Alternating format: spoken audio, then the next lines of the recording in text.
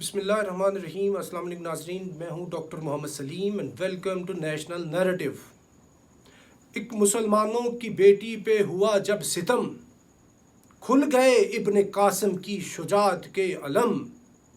بیٹیاں برباد ہیں بنگال میں کشمیر میں، کیوں جوش آتا نہیں اسلام کی شمشیر میں۔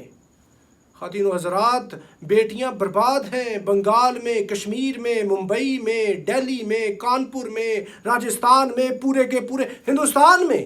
نہ صرف بیٹیاں برباد ہو رہی ہیں بلکہ بیٹے، بچے، بزرگ، تمام مسلمان جو ہیں وہ تباہ و برباد ہو رہے ہیں۔ ان کی لنچنگ ہو رہی ہے اور ان کے اوپر ایسا ظلم و ستم ہو رہا ہے کہ شاید ہی پوری ہندوستان کی تاریخ میں ہوا ہو۔ اور یہ جو یوگی آدتیہ ناتھ ہے، یو پی کا جو چیف منسٹر ہے، وہ یہ کہتا ہے یہ مسلمان شر پسند ہیں، اور وہ سم ٹائمز سیدھا فائر کرنے کا بھی آرڈر دے رہا ہے۔ اور اس کے ساتھ ساتھ جو مسلمان، جو الہ آباد کی یہ بات ہے کہ ادھر جو مسلمان ایک لیڈر ہے محمد جاوید، اس کا 3 منزلہ گھر مسمار کر دیا گیا ہے۔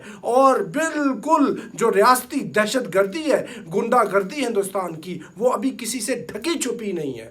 تو معاملہ یہ ہے کہ اس ساری صورتحال کے اندر کس کو کیا کرنا چاہیے، کیونکہ یہ سارے کا سارا جو معاملہ ہے، وجہ اناد کیا ہے؟ وجہ اناد محمد الرسول اللہ صلی اللہ علیہ وسلم کی شان کے اندر گستاخی ہوئی ہے، اور ڈیمانڈ کرنے والے یہ کہہ رہے ہیں گستاخوں کو سزا دو، ان کو سلاخوں کے پیچھے ڈالو۔ یہ ڈال رہے نہیں، تو اس کی وجہ سے جو احتجاجی ہیں ان کے اوپر انہوں نے قیامت صغریٰ برپا کر دی۔ تو یہ معاملہ صرف ہندوستانی مسلمانوں کا نہیں ہے، پوری کی پوری امت مسلمہ کا ہے۔ اس میں کس کو کیا کرنا چاہیے یہ ہم آپ کو بتاتے ہیں۔ اس کے اندر کچھ لوگوں کو تو فزیکلی آگے آنا ہوگا، کچھ لوگ جو ہے ان کو ان کا معاشی ناطقہ بند کرنا ہوگا۔ اسی طرح جس طرح عرب اسرائیل جنگ کے دوران 1973 کی جو جنگ تھی، اس میں جو سارے کے سارے عرب کنٹریز تھے، انہوں نے تیل بند کر دیا تھا امریکہ کا اور پورے یورپ کا، اور پورے کا پورا امریکہ اور یورپ گھٹنوں کے بل گر گیا تھا۔ اور اگر آج یہی کام یہ پوری کی پوری جو عرب ورلڈ ہے یہ ہندوستان کے ساتھ کر دے، تو ہندوستان کا ایسا معاشی جو ناطقہ بند ہوگا کہ ہندوستان کی طبیعت درست ہو جائے گی۔ اس کی وجہ یہ ہے کہ ہندوستان جو ہے، ہمارے یہ جو گلف جو کنٹریز ہیں، جی سی سی کے جو ملک ہیں، یہ 6 ملک ہیں۔ 6 سب سے پہلا سعودیہ ہے، پھر یو اے ای ہے، کویت ہے، قطر ہے، بحرین ہے، عمان۔ یہ 6 ملک ہیں۔ اس کے اندر سے ہندوستان کو اتنا پیسہ آتا ہے، یہ اتنے بڑے ہندوستان کے ٹریڈ پارٹنر ہیں کہ میں آپ کو اس کی ڈیٹیل بتاتا ہوں، آپ نے بہت توجہ سے سننی ہے، پھر آپ کو پتہ چلے گا کہ ان مسلم ملکوں کے پاس کتنی بڑی معاشی طاقت ہے۔ اور یہ اتنا بڑا ہتھوڑا اگر ہندوستان کے سر پہ ماریں گے تو مودی کا بھی طبیعت درست ہو جائے گی، یہ یوگی کی بھی درست ہو جائے گی، امت شاہ کے سر پہ بھی لگے گا تو ان کے جن نکل جائیں گے اور یہ ہوش میں آ جائیں گے۔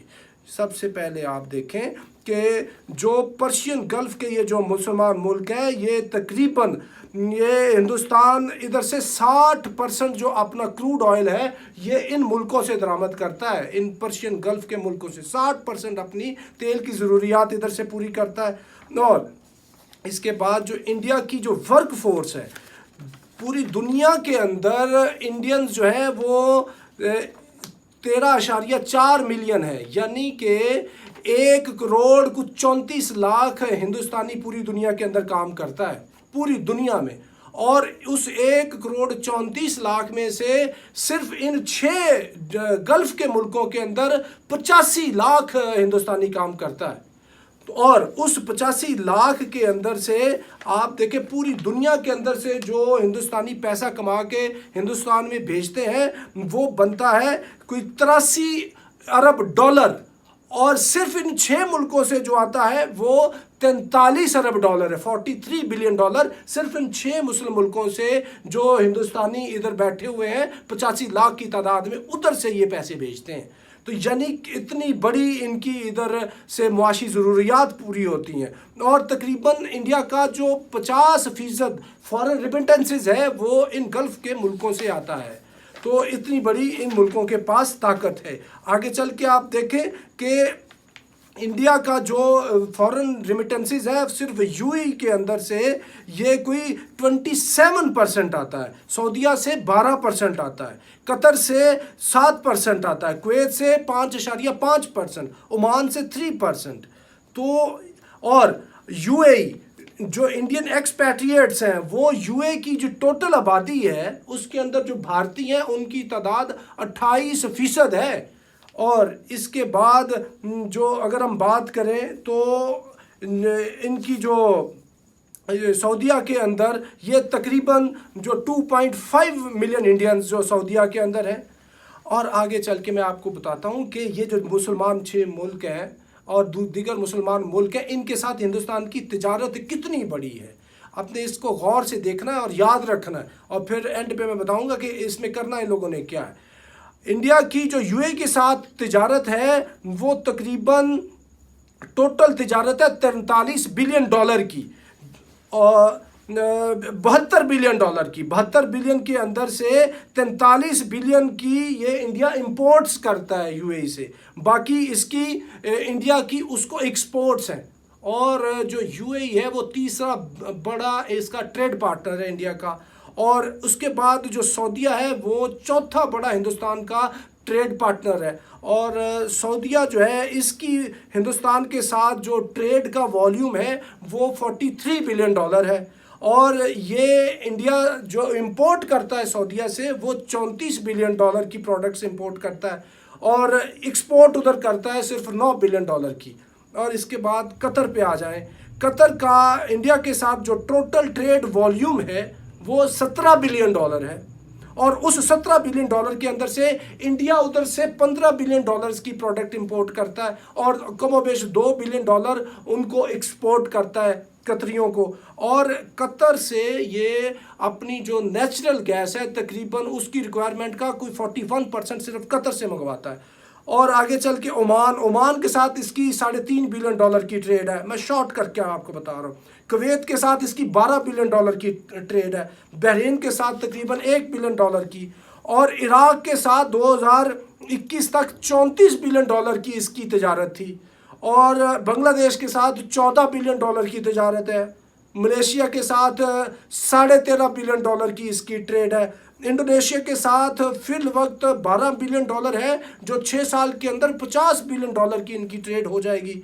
ईरान के साथ 2019 तक इनकी ट्रेड थी 17 बिलियन डॉलर, जो अभी कम होकर 2 बिलियन डॉलर रह गई है।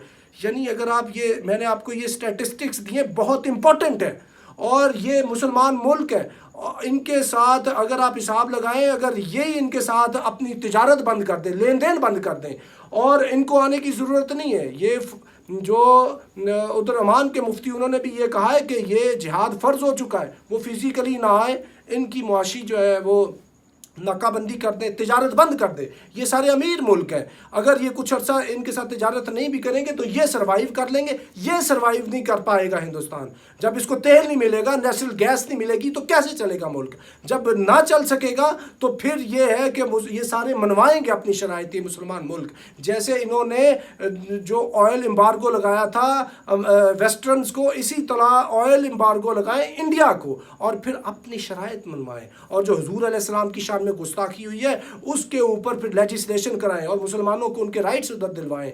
और ये बहुत बड़ा काम कर सकते हैं। फिर जब हिंदुस्तान की इतनी ज़्यादा मुआशी नाकाबंदी हो जाएगी तो फिर वो फ्रस्ट्रेट होगा। फ्रस्ट्रेशन पे अगर वो पाकिस्तान के ऊपर आके वो एग्रेशन करने की कोशिश करता है तो वी आर रेडी। ये कोई इनकी कोल्ड स्टार्ट हो या हॉट स्टार्ट हो, we are ready for every situation. और जब ये मामला हो जाएगा ये डीमोरलाइज्ड हो जाएंगे। और वैसे भी अलकायदा जो सब कॉन्टिनेंट चैप्टर है उन्होंने कहा है कि हम इनकी तबीयत दुरुस्त करने के लिए फिजिकली भी आ चुके हैं। आपका ये काम है कि आपने इनकी मुआशी नाकाबंदी करनी, बहुत बड़ी ताकत है। और इनका जो मज़हब है हिंदुस्तानियों का, ये तो मज़हब इनका मईशत है, और मईशत इनके जिस्म के अंदर रूह किसी हैसियत रखती है। आप इनकी रूह निकाल लें ये मुर्दा हो जाएंगे, और ये आपके ऊपर अभी फ़र्ज़ बनता है, ये आपकी ज़िम्मेदारी है, और इसके ऊपर संजीदगी से सोचिए। तो नाज़रीन अब तक के लिए इतना, up till next time, thank you very much. Pakistan जिंदाबाद।